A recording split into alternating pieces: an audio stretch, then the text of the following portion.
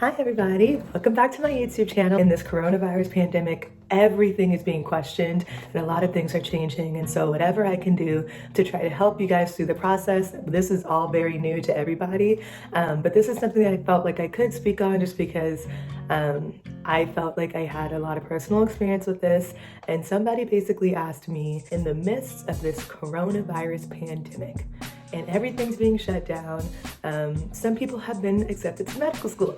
Yay! I'm so excited for you guys. The ones that have gotten into medical school have a few options. But usually, if we weren't on lockdown, you were able to go on second look day, you were able to visit the school again, talk to people, to really try to make your decision between maybe a few different schools. But now that everything's shut down, how do we go about choosing a medical school? I get it, I hear you. And I'm gonna give you guys some tips. One, because I actually never attended second look for any of the schools that I was chosen for choosing a college and choosing a medical school. And hopefully these are some good tips that you guys can take and think as you are self-quarantining and isolating yourself. And there are things that you can do behind the scenes to make this decision a little bit easier. So here are my tips. I will just briefly, before I go into this long list, I wanna let you guys know that it doesn't have to be as cerebral as this. It doesn't have to be such a detailed thing. To be honest, I made my decision really just based off of emotion and how I felt on the interview day. And I absolutely do not regret my decision. If I had to do it all over again, I would choose my medical school. It really was the right decision for me. And so if it also is based off of just how you're feeling and how you just really connected with that school on interview day and how you like the administration and you like the communication that they give you, and you've seen how students at that school, either on Instagram or on Facebook, how they've communicated, and if that's what you're gonna make a decision off of, that's totally fine. That's honestly kind of what I did. So don't think that you have to go through this list. These are just some options, especially because you don't have the luxury of going to second look day or going back to the school because of the coronavirus pandemic. So let's get started. The first thing I want y'all to consider is if you wanna be at home versus away. That is something that a lot of people, that's their number one thing. Can I handle being away? I think that's a really personal thing. I can't give you any more advice other than figure that out sooner rather than later. But one thing to know is that I went from Los Angeles all the way to New York. I barely knew anyone in New York. I didn't have any family members here. But what I did have was a best friend that I met on my study abroad trip.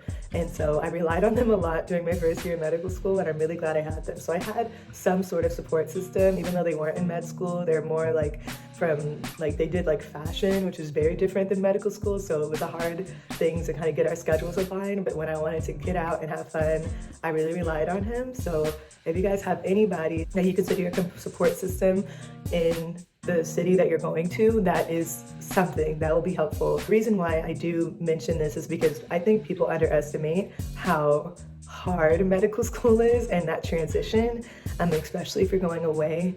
You're gonna feel it. You're gonna feel it. And even for me, someone that is very social and likes to meet a lot of people, I even found myself running back home to LA every chance I could get, especially because I was in a long distance relationship. So it was very tough for me. Having a support system, just even one person helps. So don't think you have to have 10 people. One person helps just to make yourself feel acclimated and feel like I do know someone here, I can adjust to the city. And then after a while, you'll start making friends in med school and they will become your main support system as you're going through this experience together. But in that interim, that definitely helps, okay? Extracurriculars and clubs. I think every school has a big list. You can go on the website and you can see a long list of clubs. One thing I did want to mention is that when you're doing extracurriculars and clubs, make sure, one, that they're not all academic clubs. So people can say yeah, we have tons of extracurriculars, but they're all pediatric club, internal medicine club, neurosurgery club, and yeah, that's fine, but you want to have schools that have every type of club that you could ever imagine. The dog walking club, the gardening club, go and volunteer and feed the homeless. We're gonna do poetry nights, do wine nights in the city, and go once a week. We're gonna do restaurant week, and we're gonna go to a new sushi restaurant. You wanna make sure that you have a broad spectrum of clubs, not just honors and academic clubs. The other thing that's really important, there's some schools that want to say neutral, and there's some schools that allow you to kind of express how you feel and ways to help your advocacy as a physician. And so there's certain schools that won't let you have certain clubs. For me personally, I really love women's health, women's rights. I'm all about like advocacy for anything women's health and reproductive justice related. And so there's schools that will try to kind of hush that and say, well, there's an OB-GYN club for that, but that's really not the point of an OB-GYN club. There's so much more to women's rights and advocacy besides being an OB-GYN, and you can be an advocate in any field. And so one of the clubs at my school that I decided to join the executive board for was Medical Students for Choice, and that helps reestablish and reinvent kind of curriculum around medical school to make sure that we're having advocacy for birth control and abortion rights, and we go to conferences every year. It's a really cool club, and that matters to me. There would be some clubs and some schools that don't allow you to have that club because, of course, of anti-abortion laws and perspectives and views. And I'm saying if that's important to you, then you should go ahead and make sure that that is something that's an option. It's either already on that campus or something that you could create. And if they won't allow you to do that, then maybe that's a school that's not for you. Other options would be like gun rights or abolishing guns or whatever other political thing that you are really passionate about as a human, that you want to make sure that you continue and you will be able to use your voice as a medical student, which is actually a very powerful voice, more than you think, and then continue on as a physician. Think about those things because that will be really helpful in kind of helping your decisions. So this is really different between when my class and the classes kind of near me and you guys that are going 2021. So as everybody knows, and if you don't know, step 1 is pass fail now. Before, the thing that was really important for being able to predict how successful you're going to be in medical school, academically at least, step 1, passing rates. And then also your match rates and your graduation rates. Now that step 1 is pass fail, that's not that big of a deal anymore, but maybe step 2 is something that you could be looking at as well. Your school's average versus the national average and where those align. You should be at a school that is at least at the national average, if not above it. Also the graduation rates, your retention rates, which are usually pretty high in med school. That's not really a problem, but a lot of different reasons why people aren't graduating on time or people aren't passing and people aren't matching, and they can be all for a lot of individualistic reasons. What you want to figure out is if those are hitting the mark or even below the mark, that there's nothing institutionally going on, because you don't want to be in a situation where you're not going to be academically successful. That would suck. That's not the point of med school. So in terms of rotations in your 3rd and 4th year clinical rotations, something that I was really excited about and really mattered to me was that there would be different options for me when I want to do my clinical rotations at different hospitals. Some schools, you have one school and you have one hospital and everybody rotates at that one hospital. And that has a lot of benefits, right? Because then you know that you don't have to worry about contracts being not renewed the next year and splitting your time with other med students and from other schools. You don't have to get used to different EMR systems, which are electronic medical records. Everybody knows where you're from. You don't have to prove your reputation because they know what school you're from, like all these things. But the thing that I like about the school that I'm at is that we get the choice to go to a lot of different hospitals and even in different states. So like in New York, all up and down New York, all up and down New Jersey, in Connecticut even. And I'm talking about 3rd year core rotations, not just your 4th year elective rotations, which a lot of schools let you go other places, but 3rd year. It was really important for me because I feel like in order to be the best doctor that I could ever be, I want to get exposed to a lot of different systems. I want to get exposed to different socioeconomic status, different ages, religions. I want diseases. I want to get exposed to different languages and different cultural norms. I want to get exposed to all of it. And I felt like that's why I chose New York in the first place, because it got everything here. But then also you just have so many different levels and chops to people.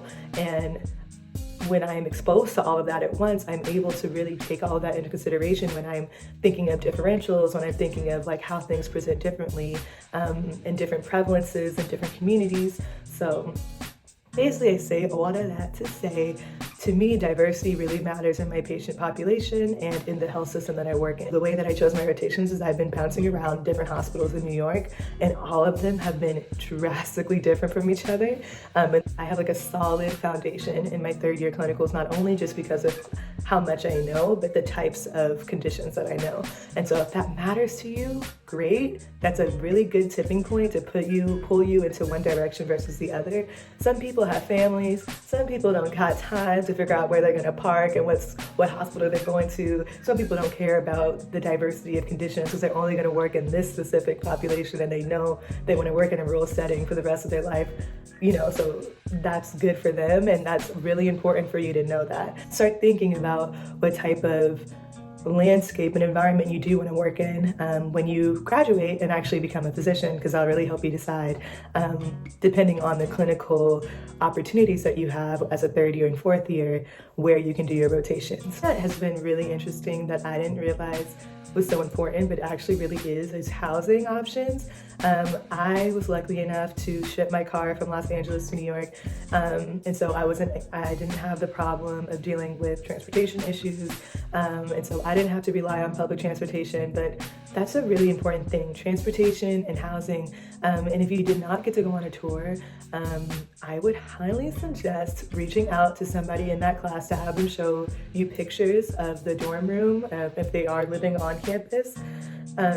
Because like any of the experiences they've had within their dorms, because it's caused a lot of drama, and that's all I'm gonna say in terms of like housing options, on campus housing options. Sorry, if you do choose to be off campus, like I did, because I always was like, I'm too grown to be living on campus, I'm not doing that.